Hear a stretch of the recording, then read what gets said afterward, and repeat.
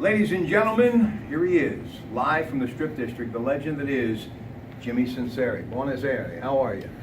Buonasera. Listen, GPS systems are nice when they work, but this man worked a full day in the Strip with brother Nino and family, and he's here in East Liverpool. We're going to talk to Lou Volino about his amazing street market that started last week, and I mean, it just went over extremely well.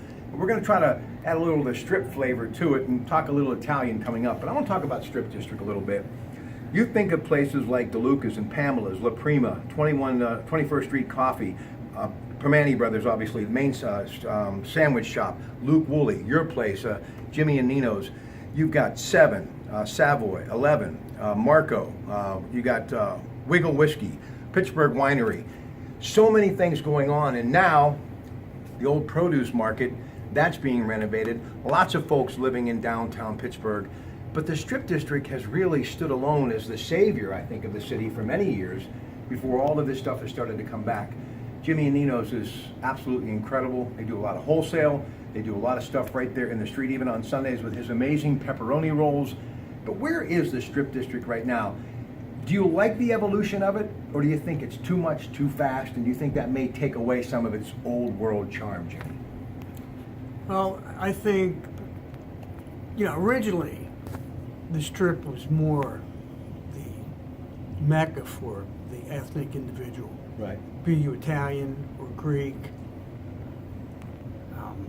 Now, it's more or less, you still have the same flavor and the same concept, but you have the yuppie generation coming in. You got the newbies coming in. In a million years, I never thought I would see whiskey distilleries down there. It's pretty amazing. Just never happened. I never thought that I would see $500,000 townhomes and loft apartments on Smallbin Street. Never. I like what's going on down there. The original Strip District veterans, and by that I mean the people that were born into the businesses, like Gus Demolis, myself, Nino. I mean, you know what? You don't just go down the Strip and become a strip merchant. You have to be bred into it. It has to be in your genetics. So these people that are coming down now, God bless them. The more people down there, the better for us. The more crowded the store is, the better the business is, because nobody wants to go into an empty store. No. They see people in a crowd in a store, they're rushing in there because they're figuring they're missing something. Listen, Parma sausage, Heinz History Center, Woolies, as I mentioned, great fish sandwiches. Your father, God rest his soul, Pennsylvania macaroni, that family. What is your mom still saying? But what was your dad saying about the Strip? Because he lived long enough to see a lot of this stuff start. So, was he change as good as far as he was concerned? Do you think? Dad. One thing about Dad, he taught Nino and I that if you're going to survive in business, especially in an area like the Strip District, you have to be a chameleon. You have to change, and you have to adapt, and you have to create yourself every few years just to survive, just to keep people interested. I think one of the most amazing stories, and as I mentioned, Heinz History Center, but corporations like Heinz and Westinghouse, U.S. Steel. Also, the Strip is home to the 31st Street Studios, which is the largest sound stage outside of California, folks, right here in Pittsburgh in the state of Pennsylvania. But the Primanti Brothers, you think of it was just a place of throwing everything on that sandwich for truckers who are bringing produce in. What that brand has done, that may be one of the greatest success stories in the history of business anywhere in the country, Jimmy. Real quick story for you, Rob. Okay. When I was a kid, I had to be at work at 6:30. On the dot. On the dot. Now, at 9 o'clock, my dad would send me out for breakfast. Now, the original Primanti Brothers, Primanti started out as just a bar, a couple tables, and a grill in the back of the bar. That's where they did all the cooking. And the gentleman who worked the grill, one of the Primanti brothers, I believe his name was Joe, he always had a cigar in his mouth.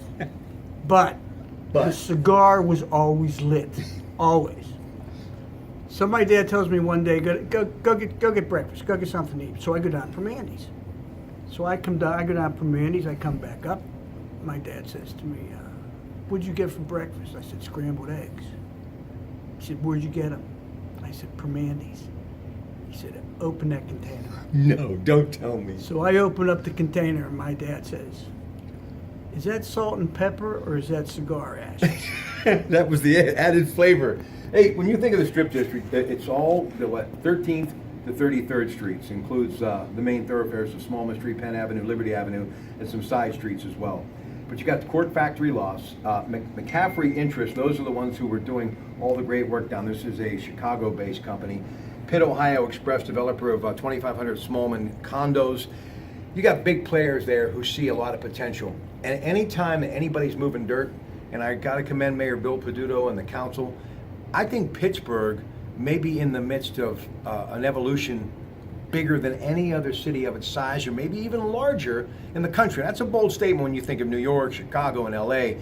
But I really doubt that anybody's doing as much with the whole city as opposed to Pittsburgh. And really, the Strip District is just a small part of what's happening downtown. And people, Jimmy, love living downtown. They just can't get enough. We talk about it all the time, Joe Dentisi and I don't think in my time in Pittsburgh over 30 years I've seen more people either living or moving downtown. Why? It's the place to be. You got to face, Strip District is the Hollywood of Pittsburgh. Yeah. That's all there is to it. I'm fascinated with the amount of building that's going down there, specifically for housing, townhouses, whatever. The amount of people moving down there. It's not cheap. And I really have to wonder, where are these people getting their money? And you know as well as I do that anymore Pittsburgh has become a hub for the computer people, the software people, and consequently it's a much younger crowd down there.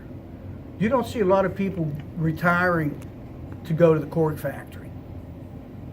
It just wasn't in their budget. It's all younger people, and who's kidding who? You know they're going to spend money. Yeah. They love to spend They it. work hard, they play hard. But, you know, I wonder how long this bubble is going to exist. This is my opinion. You know, we grew up in a manufacturing era, and I've said this many times, as my friend Raja was the first to point it out. These blue-collar jobs today are Google and Facebook and all of these tech companies that are moving in, no different than those steel workers, Jimmy, who were going to work when we were kids, and those truck drivers that were driving into the Strip, those trains that were pulling in with all that produce. It's just a different time, but it's the same thing. Heavy, steady paychecks. And as long as that happens, and I think we're just on the precipice of that, and you start getting manufacturing going again, I think Pittsburgh is going to be building to a peak that when it really meets its crescendo and everything kind of happens, the stars are aligned, I don't think we'll see anything like this in our lifetime. Definitely never again. But as far as my children and grandchildren, they're going to have a chance to taste what it was like when the Industrial Revolution was going on at the turn of the 19th century, going into the 20th century. Before we get Lou Bellino in here and talk about a street market and talk a little Italian, I've got my top 10 Italian foods, and I guarantee you we're going to make you an offer you can't refuse. You're going to love these top 10. Tell the folks about Jimmy and Nino's. I got to tell you, if I had more time, and I need time, it's truly one of the best stops anywhere, just to go hang out, mingle, find out what's happening, and enjoy some great food and conversation. There's nothing like it any place, anywhere, but especially in the Strip. Tell them about your place. Well, my brother and I are third generation down there. My father brought me down there to work when I was 13. He brought Nino down when he was 12. Incidentally, neither one of us got paid until we were 16. So Dad got 3 years free labor out of me and 4 years free labor out of my brother. That's your dad. I asked my dad, I said, Dad, how could that have happened? Hey, shoot that picture right over there. That's Louis Bellino. He can identify that. His dad probably got 5 years of free work out of him. All right, go ahead. Well, I said to my dad, I said, Dad, how could that happen? I worked for you for 3 years, I didn't get paid. He said, you know what? You were doing a 3-year internship. Be glad I even considered. But you guys, I mean, you've got the flavor of that little store, that ethnic store, but you guys do wholesale, and Nino's really big into that. The product is out. Your peppers, we talked about your pepperoni, your bread, your sauces. I mean, I can't explain it. You really have to go to experience what it's about, right? You know what? If nothing else, you just have to come in the store and take a whiff. Oh, yeah. And I guarantee you that having taken several whiffs, the euphoria that is going to overtake you is truthfully aromatherapy. Here's how I explain it. It's as good as Sophia Loren's perfume. That's how good that whiff is, ladies and gentlemen, and that's pretty good. All right, stick around because we're going to talk Italian, and we're also going to talk about this street market that Mr. Volino started last week, and it really, the curtain went up in a big way, but hopefully these two are going to tag team and get together and bring some of that strip flavor to the East End, and that too will make it a destination like the Strip District, and you will want to come and check it out. So please, we're so honored to have Jimmy Sinceri here, truly one of the best friends any man could ever have, and much love to his entire family, especially his mom and his brother Nino and just all the kids. Just a great, great family. We'll be back with more here at Casa de Emmanuel in just a couple of moments with your Pratt Pack. Good evening.